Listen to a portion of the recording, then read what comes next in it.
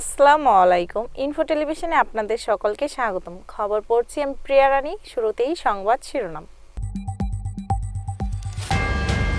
মিশর সফরে যাচ্ছেন প্রধান উপদেষ্টা ডক্টর ইউনূস।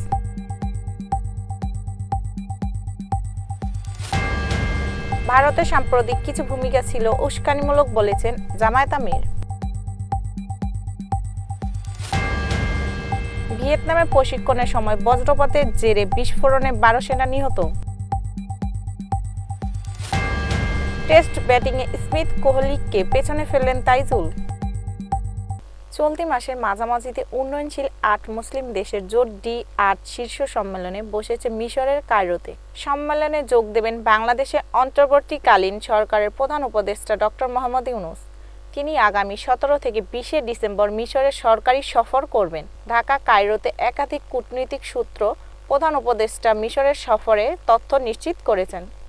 বাংলাদেশ জামায়াত ইসলামীর আমির ডাক্তার শফিকুর রহমান বলেছেন, সবকিছুর ঊর্ধ্বে দেশ, এই দেশ আমাদের সবার। আগামীর বাংলাদেশ গঠনে পথে পথে বিভিন্ন অন্তরায় দেখতে পাচ্ছি। ভারত আমাদের প্রতিবেশী দেশ, তাদের সঙ্গে প্রতিবেশী সুলভ সম্পর্ক চাই। কিন্তু সাম্প্রতিক কিছু ভূমিকা ছিল অন্তত উস্কানিমূলক, অসহিষ্ণু এবং অগ্রহণযোগ্য।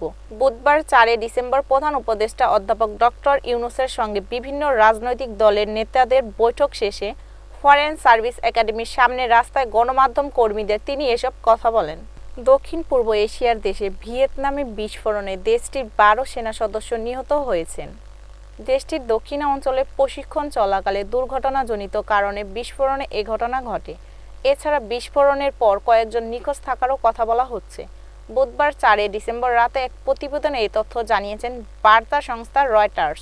প্রতিবেদনে বলা হয়েছে, দক্ষিণ ভিয়েতনামে প্রশিক্ষণের সময় দৃশ্যত দুর্ঘটনাজনিত বিস্ফোরণে ভিয়েতনামে 12 জন সৈন্য নিহত হয়েছেন বলে বুধবার রাতে দেশটির রাষ্ট্রীয় গণমাধ্যম জানিয়েছেন।